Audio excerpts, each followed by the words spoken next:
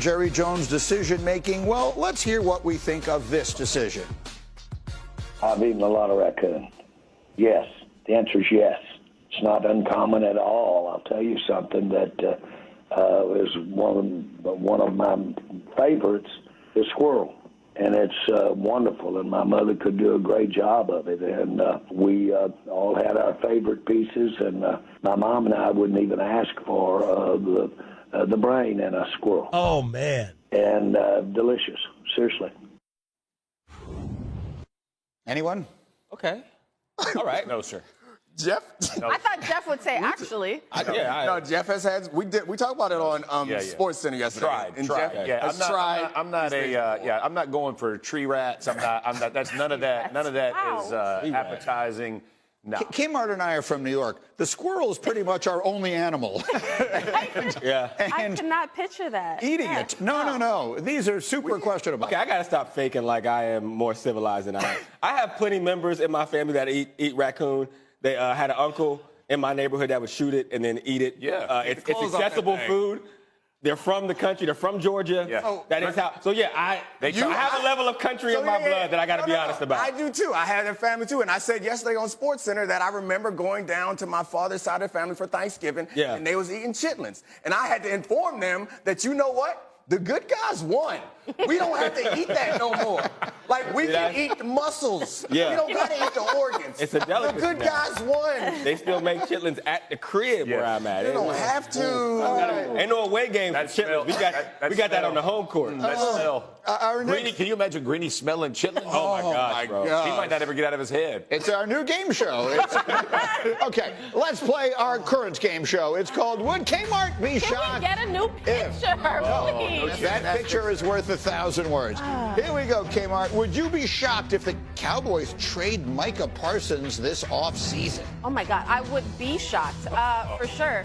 Because, listen, if you found money for Dak and CD, you got to find money for Micah. He wants to be a Cowboy. They want to be a Cowboy. It would be insane to trade him. All right, next one, and we'll stay in the division. Would Kmart be shocked if the Giants fire everybody like the Banners say they want them to?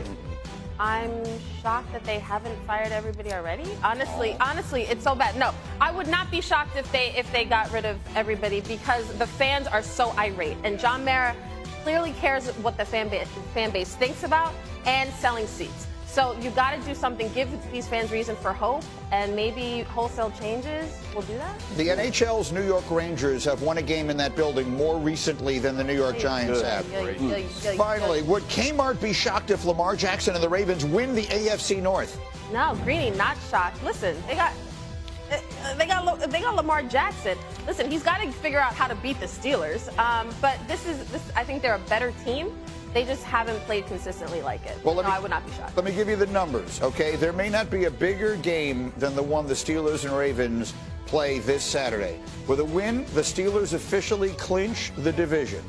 If the Ravens win, the two teams would be tied with 2 games left, and their chances to win the division would essentially be a toss-up. I'm going to say the thing that I think most fans think, and let's hear what you guys, how just you would respond. I think most fans think, come on, the Ravens are just a better team, right? They haven't always played like it. The Steelers have Tomlined their way to an unbelievably good record, and the Ravens have had some surprising hiccups. But at the end of the day, the Ravens are the better team, right? Is that the right? If people say that, are they right? I think that they may have a tough matchup with the Steelers, but yeah, the Ravens' ceiling is higher. The team that you feel more comfortable about getting hot and winning enough playoff games to win a championship is the one with the quarterback that's having one of the best seasons that we've had all time. Yeah. Their defense isn't as good, but they're good at stopping the run. They have issues, but that's the team that we look at and think, oh, they could beat anybody. When you look at the Steelers, you're like, they could beat some people. They can't beat anybody. They have to play at their absolute best week in and week out. Like, I felt like throughout the Steelers do,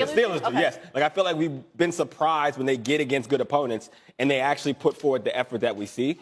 Without George Pickens on the Pittsburgh Steelers, this is a different football team. I don't mean that in a good way. I mean, like, their chances of beating anybody are starting to be more and more slim because they have no ability to have explosive plays down the field without him. Like, there's a considerable drop-off the moment he steps off the field. For sure. I think that the biggest thing for me is the Ravens have underperformed to what we've expected, and the Steelers have outperformed our expectations. So when you ask me who's the team that's playing the best is the best. Lamar Jackson they have to win this game. If you talk about how great a season it is, it's all this, you got to go beat the Steelers. You're 1-4 against the Steelers. We talk about pressure games and playoffs. This is a playoff game. And they better look at it that way because they have underwhelmed everybody this season. And with the talent they have, in a division opponent, you got to get this win. It does feel like there's a lot of pressure on them to put themselves in position to have a chance at this division. Right. And there's a lot of pressure on Lamar in this situation because this is the story about Lamar so far. It's like he's the best version we've ever seen. His numbers this year are insane, but the story is you can't do it against the Steelers. So this is a chance for him to do it. And they stopped him by blitzing. They stopped him by not blitzing. They seem to have his number in some way or another. What you're seeing here are highlights from the first meeting between these two teams this year. And to Jeff's point, historically, the Steelers have always been the kryptonite of Lamar Jackson. Look, the reason the Ravens were the best team in the NFL at the end of last season, going into the playoffs. And the reason you can't miss out on that opportunity is because it doesn't just come right back again. They just 100%. Haven't been as good this year.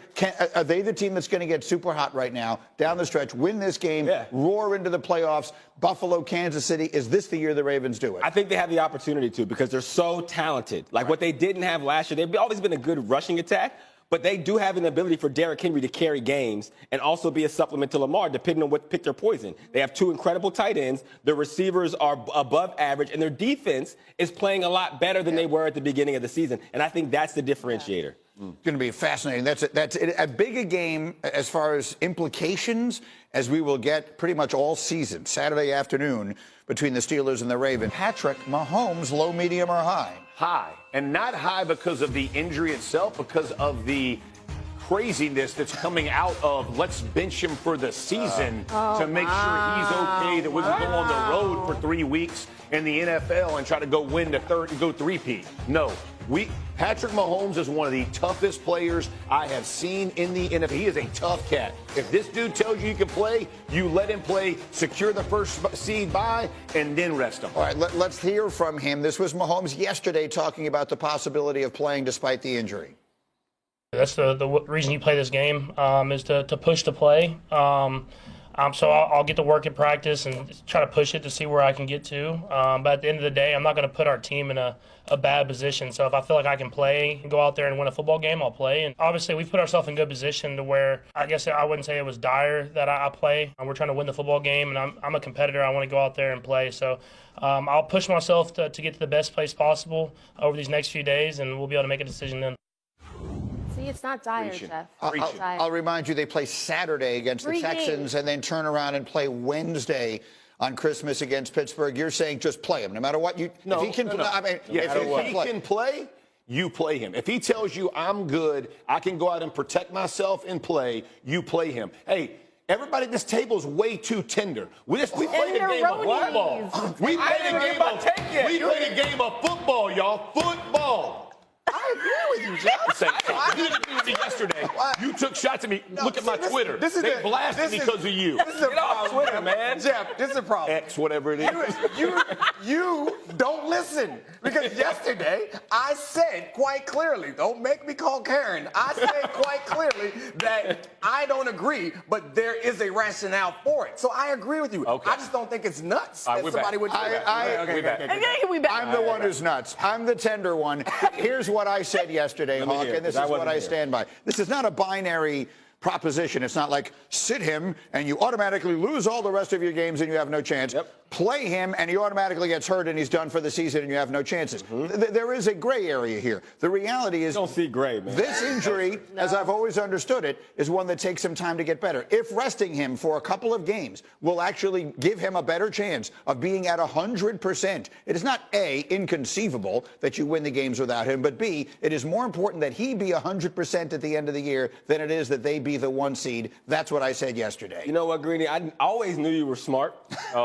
Now I'm realizing you're even smarter than I imagined from the beginning. Thank you. Because you understand context. You understand the nuances of this conversation. The gray, because to your point, matter. if he sits this game, does that mean he doesn't get to play the rest of the season? No. But the importance of making sure he's as close to full strength for the end of the season into the playoffs is more important than the bye for me. That left tackle tackle, that offensive line, that protection has real issues that they have not been able to fix. They've tried everything. And yes, you need your quarterback to help mitigate some of those issues. I love That's you. in his ability. Hold on, let me finish. Oh, you need it's his. gonna be bad too. He started with "I love you."